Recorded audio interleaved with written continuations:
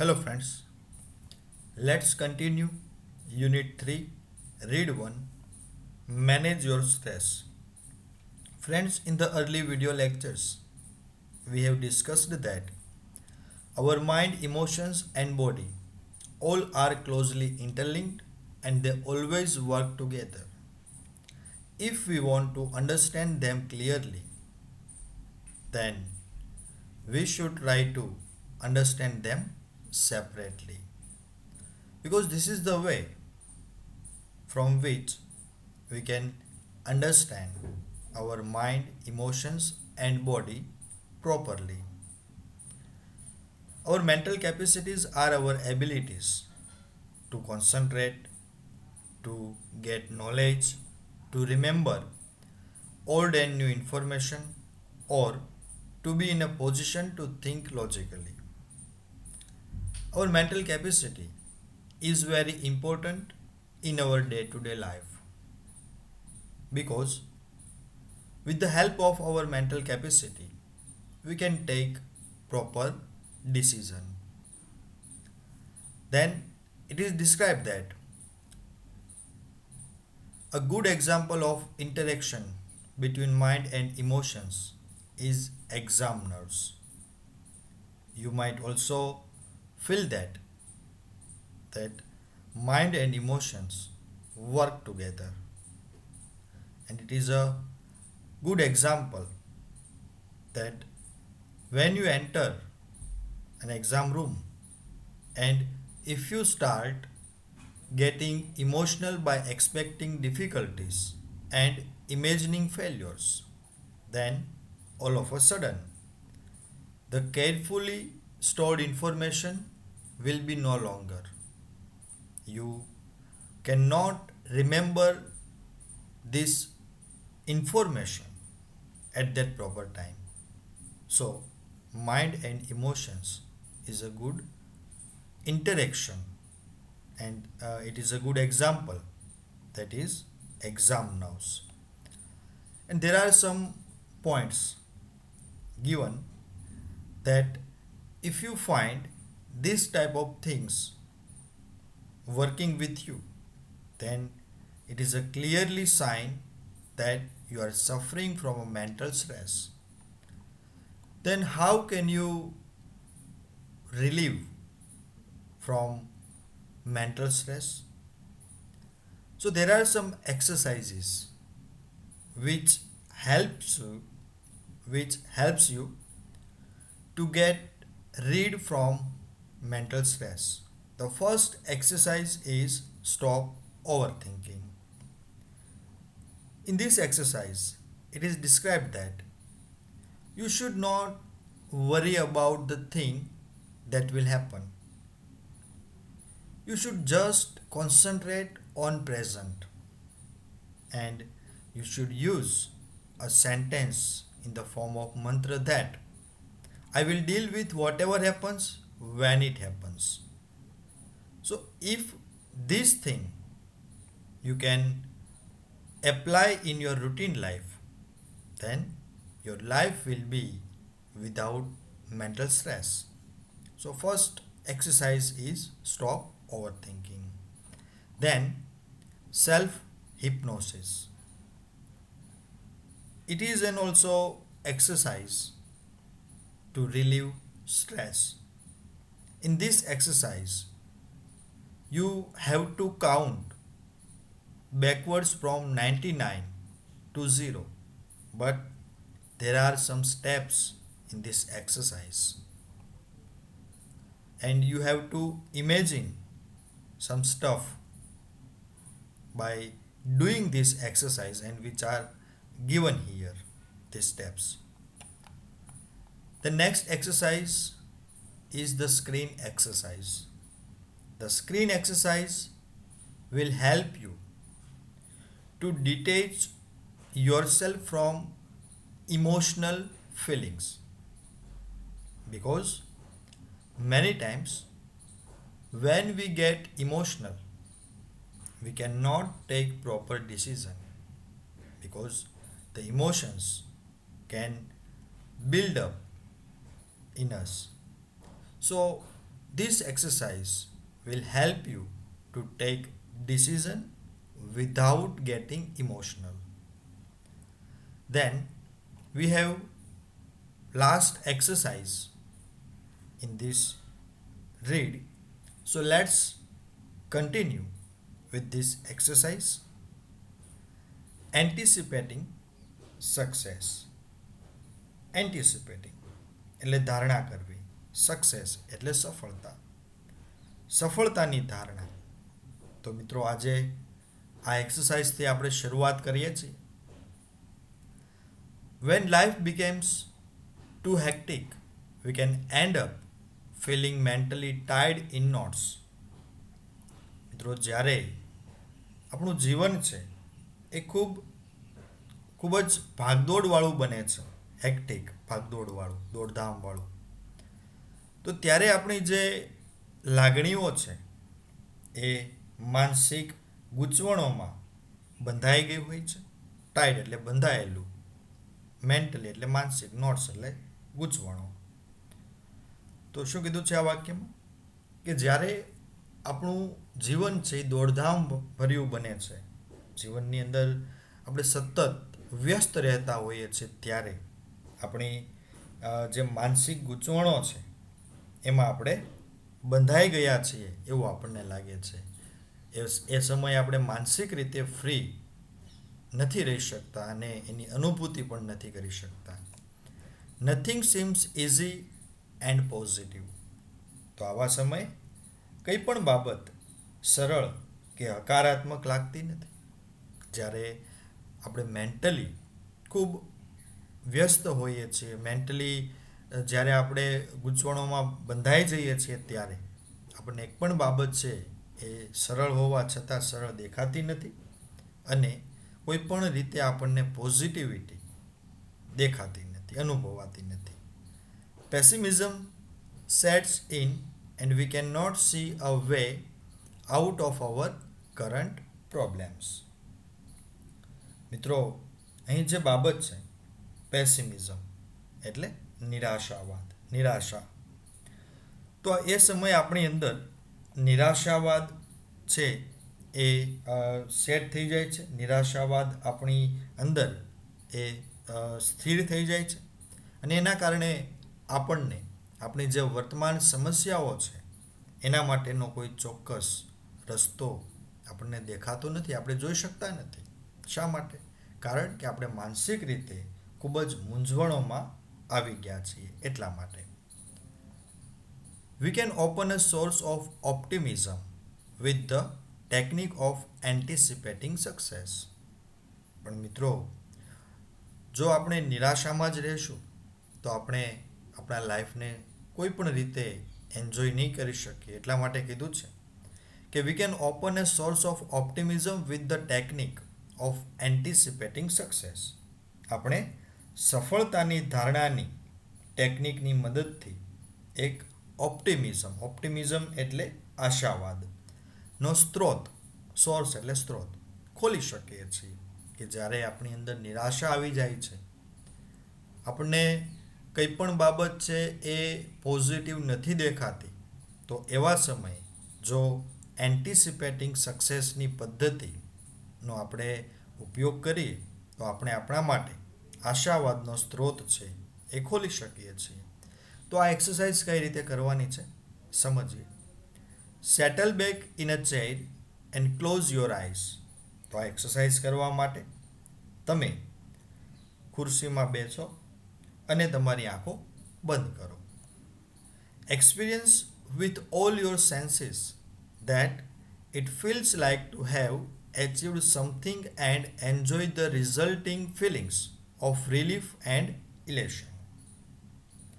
મિત્રો, પહેલું સ્ટેપ છે કે તમે આંખો બંધ કરી અને ખુરશીમાં બેસો. પછી તમારે શું કરવાનું છે તો કે experience with all your senses. તમે તમારી બધી જ ઇન્દ્રિયો દ્વારા અનુભવો. શું અનુભવવાની વાત છે? What is feels like to have achieved something.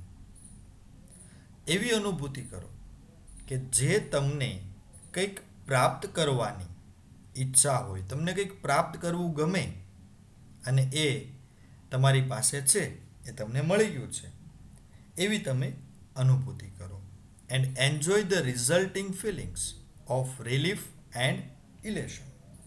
અને સાથે સાથે તમારે એવી અનુભૂતિ પણ કરવાની છે કે તમે જે કાંઈ મેળવવા માગો છો એ તમને મળી ગયું છે અને એનાથી તમને રાહત, રિલીફ એટલે રાહત, અને ઇલેશન એટલે ગર્વ, પ્રાઉડ, અને તમે રાહત અને ગર્વની લાગણી પણ અનુભવો છો.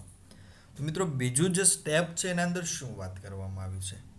બીજા સ્ટેપની અંદર આપણે એવી અનુભૂતિ કરવાની છે કે આપણું જે કાંઈ લક્ષ્ય છે, આપણે જે કાંઈ જીવનની અંદર મેળવવા માગીએ છીએ એ આપણને મળી ગયું છે અને આપણે આપણી બધી જ ઇન્દ્રિયોથી, આંખ, કાન, નાક, અનુભૂતિ, બધી જ ઇન્દ્રિયોથી એ પ્રાપ્તિ, એ તમારી સફળતાની અનુભૂતિ કરો અને તમને એકદમ હળવાશ અને ગર્વની લાગણી પણ તમને અનુભવાશે. Hang on to the positive feelings and bring them back with you into the here and now. હવે મિત્રો, આ તમારી જે હકારાત્મક લાગણી છે, પોઝિટિવ ફિલિંગ છે, એ લાગણીઓ ઉપર ટકી રહો અને તમે વર્તમાનમાં, તમે જ્યાં જાઓ ત્યાં, હિયર એન્ડ નાવ, બરાબર, જ્યાં જાઓ ત્યાં એ લાગણીને તમારી સાથે રાખો. પણ ક્યારે? એ એક્સરસાઇઝ કરો છો ત્યારે જ, તમે એની અનુભૂતિ કરો છો બંધ આંખો સાથે, ત્યારે જ તમારે એ અનુભવવાનું છે કે ભાઈ મારી જે કાંઈ પ્રાપ્તિ મારે મેળવવાની હતી, જે કાંઈ મારું લક્ષ્ય હતું એ મળી ગયું છે અને એ મળવા પછી મારું જીવન કેવું બની જાય છે, મારી આસપાસનું વાતાવરણ કેવું બની જાય છે, તો એ તમે અનુભૂતિ કરો બંધ આંખોની સાથે. Open your eyes again. અને જ્યારે તમને એના અંદર ખૂબ રાહત અનુભવાય છે, આ એક્સરસાઇઝની અંદર જ્યારે તમે ખૂબ જ એકદમ રિલીફ અનુભવો છો, તો એ પછી તમારી આંખો છે એ વળી પાછી ખોલી નાખો. તો મિત્રો, આ એક્સરસાઇઝ જે હતી, બરાબર, એન્ટિસિપેટિંગ સક્સેસ, તો એનાથી તમારી અંદર જ્યારે નિરાશા આવે, નેગેટિવિટી આવે, તો એને તમે આ એક્સરસાઇઝ દ્વારા દૂર કરી શકો છો. ત્યારબાદ સમજીએ આગળ. Make sure you don't get all tangled up in considerations about how the situation will resolve itself. Make sure, એ વાતની તમે ખાતરી કરો, બરાબર છે, એ વાતની તમે ખાતરી કરો કે તમે પરિસ્થિતિ, જે પણ પરિસ્થિતિ હશે એને કેવી રીતે ઉકેલશો અને એના વિચારોમાં ન ગૂંચવો.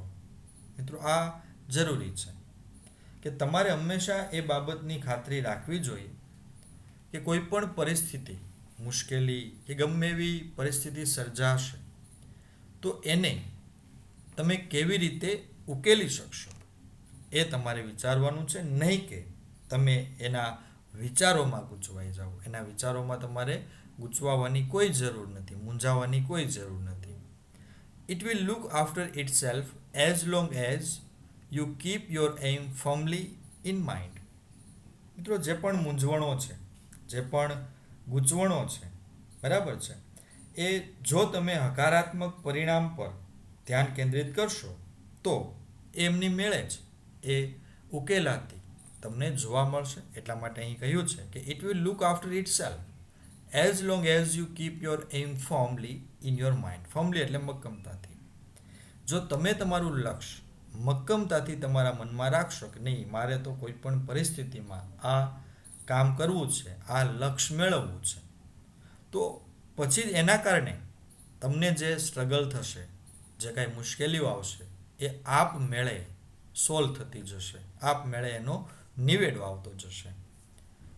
If you stay focused on a positive outcome, you can think more clearly and you will make better decisions which will eventually lead to the desired results. મિત્રો, જો તમે આ પ્રકારના હકારાત્મક જે બાહ્ય પરિણામ તમને જોવા મળશે, તમે એક તો જો પોઝિટિવિટી તમારા મનમાં હશે તો તમે ક્યારેય કોઈ બાબત વિશે ચિંતા નહીં કરો, ક્યારેય નિરાશ નહીં થાવ. તો એ પ્રકારની જે પોઝિટિવિટી છે એ આપમેળે તમારી અંદરથી એ દેખાઈ આવશે. એટલા માટે કીધું છે કે જો તમે વધુ સ્પષ્ટ રીતે વિચાર કરી અને વધુ સારી રીતે નિર્ણય લઈ શકશો તો તમારા માટે એ ખરેખર જે તમે ઈચ્છિત પરિણામો છે ત્યાં સુધી તમને એ આ લાગણી છે, આ પોઝિટિવ આઉટકમ છે એ પહોંચાડશે, એ લઈ જશે. તો આ સેન્ટેન્સની અંદર મિત્રો શું વાત કરવામાં આવી છે કે જો તમે હકારાત્મક પરિણામ પર ધ્યાન કેન્દ્રિત કરશો, ફોકસ કરશો, તો તમે વધુ સ્પષ્ટ રીતે વિચારી શકશો કે જે તમને સારા નિર્ણયો બનાવવામાં મદદરૂપ થશે. તમે તમારા માટે સારા નિર્ણયો કરી શકશો. ક્યારે? જો તમારી અંદર પોઝિટિવિટી હશે તો. પણ જો નેગેટિવિટી હશે તો તમને આગળનો કોઈ રસ્તો બતાવશે જ નહીં. બરાબર? અને એના કારણે તમે વધુ ને વધુ મુશ્કેલી અનુભવશો. લાસ્ટ પેરેગ્રાફ જોઈએ. If there could be a number of different positive outcomes, then simply concentrate on visualizing one version today and another version tomorrow. મિત્રો, ઘણી વખત એવું થાય કે જ્યારે આપણે પોઝિટિવિટી ધરાવતા હોઈએ છીએ, જ્યારે આપણે કોઈ સારા પુસ્તકો વાંચ્યા હોય, સારી કોઈ ફિલ્મ જોઈ હોય, કોઈ સારો એવો વિડીયો યુટ્યુબમાંથી સાંભળ્યો હોય મોટિવેશનને લગતો, તો એ સમયે આપણી અંદર ઘણા બધા હકારાત્મક પરિણામો ઉદ્ભવતા હોય છે. પણ મિત્રો, અહીં એક આપણને સલાહ આપી છે કે જો એક કરતાં વધારે પોઝિટિવ હકારાત્મક પરિણામો જો તમારી અંદર આવતા હોય, તમે જોઈ શકતા હો, તો સરળતાથી તમે કોઈ પણ એક હકારાત્મક પરિણામને આજે એના પર ધ્યાન કેન્દ્રિત કરો અને બીજો જે હકારાત્મક વિચાર છે એના પર આવતીકાલે. એટલે કહેવાની જે અહીંયા વાત છે એ એવું દર્શાવ્યું છે કે જ્યારે મનની અંદર ઘણા બધા હકારાત્મક વિચારો આવે છે તો આપણે જો બધા વિચારો ઉપર ધ્યાન કેન્દ્રિત કરીશું અને એને એકસાથે અમલમાં લાવવાનો પ્રયત્ન કરીશું તો એ શક્ય નહીં બને. એના કરતાં બેટર છે કે કોઈ એક હકારાત્મક વિચાર પર તમે આજ કામ કરો, એના ઉપર આજે ધ્યાન કેન્દ્રિત કરો, અને બીજો વિચાર છે એ તમે એવું લાગે તો નોટબુકમાં લખી નાખો, નોટ ડાઉન કરી લો કે આ હકારાત્મક વિચાર છે, આના પર મારે કામ કરવું છે, પણ એને આવતીકાલે એટલે કે બીજા દિવસે એના પર ધ્યાન કેન્દ્રિત કરો, બીજા દિવસે એના પર કામ કરો. This is not an exercise in correctly predicting the future, but rather a way of clearing negative thoughts from your mind and focusing on a positive state. State એટલે સ્થિતિ. મિત્રો, આ જે એક્સરસાઇઝ છે એન્ટિસિપેટિંગ સક્સેસ, આ exercise છે એ ભવિષ્યમાં યોગ્ય રીતે આગાહી કરવાની એક એક્સરસાઇઝ નથી, પરંતુ તેના બદલે તમારા મનમાં નકારાત્મક વિચારો છે એને દૂર કરવાની એક્સરસાઇઝ છે અને હકારાત્મક ભવિષ્ય પર ધ્યાન કેન્દ્રિત કરવાનો એક રસ્તો છે, એક માર્ગ છે. તો અહીં આપણે જે આ એક્સરસાઇઝ જોઈ એન્ટિસિપેટિંગ સક્સેસ, બરાબર છે, તો એ એક્સરસાઇઝની અંદર શું કરવાનું છે, એક્સરસાઇઝ નો ઉપયોગ શું છે, તો એના વિશે થોડી ચર્ચા કરી લઈએ. તો કે જ્યારે આપણે ખૂબ નિરાશામાં આવી જઈએ છીએ, ખૂબ નિરાશ બની જઈએ છીએ, આપણે કોઈ સ્પષ્ટ રીતે વિચારી શકતા નથી, નિર્ણય નથી લઈ શકતા, ત્યારે આ એક્સરસાઇઝ કરવાથી તમે તમારી અંદર પોઝિટિવિટી લાવી શકો છો. તો કેવી રીતે એક્સરસાઇઝ કરવી જોઈએ? સૌ પ્રથમ કોઈ પણ ખુરશીમાં શાંતિથી આંખો બંધ કરી બેસો. પછી તમે તમારી બધી જ ઇન્દ્રિયોથી તમે જે લક્ષ્ય મેળવવા માગો છો એ લક્ષ્ય તમને મળી ગયું છે એવી અનુભૂતિ કરો. અને થોડા સમય સુધી તમે એવું વિચારો કે એ લક્ષ્ય મળી ગયા પછી તમારું જીવન કેવું બની ગયું છે, લોકો તમને કેવી રીતે માન સન્માન આપે છે, તો એ બધું તમે અનુભવો. અને જ્યારે તમને પોઝિટિવિટી અનુભવાય છે એ સમયે તમે તમારી આંખો વળી પાછી ખોલી કાઢો. તો જો આ બધી એક્સરસાઇઝ છે એ તમને ખૂબ જ નેગેટિવિટીમાંથી દૂર કરવામાં મદદરૂપ બનશે. તો આપણે યુનિટ 3 રીડ 1 જે આપણે શીખ્યા છીએ, બરાબર છે, એના અંદર એક તો બેઝિક માહિતી આપી કે વર્તમાન સમયની અંદર સ્ટ્રેસ છે એનું કેટલું બધું આપણા જીવનમાં અસર કરે છે, નેગેટિવ અસર કરે છે. તો એને દૂર કરવા માટેની જે એક્સરસાઇઝ આપી છે એમાંની પહેલી એક્સરસાઇઝ સ્ટોપ ઓવર થિંકિંગ, પછી સેલ્ફ હિપ્નોસિસ, પછી ધ સ્ક્રીન એક્સરસાઇઝ અને પછી એન્ટિસિપેટિંગ સક્સેસ. તો આ 4 એક્સરસાઇઝ આપણને આ રીડમાં જાણવા મળે છે. તો આ 4 એક્સરસાઇઝ તમે ધ્યાનપૂર્વક જો એ સમજી લો અને તમે પણ જ્યારે સ્ટ્રેસમાં આવો છો ત્યારે જો આ એક્સરસાઇઝનો અમલ કરશો તો ચોક્કસપણે તમને એનો લાભ થશે. તો આજના આ વિડિયો લેક્ચરમાં આ રીડને આપણે પૂર્ણ કર્યું. 4 પાર્ટની અંદર આ રીડને આપણે સમજ્યા. તો એ 4 પાર્ટને જોઈ અને આખું એ યુનિટ જે છે રીડ છે એ સમજવાનો પ્રયત્ન કરજો. આશા રાખું છું કે તમને આ રીડ વિશે આ 4 વિડિયો લેક્ચર્સમાં સમજાણું હશે. નમસ્કાર.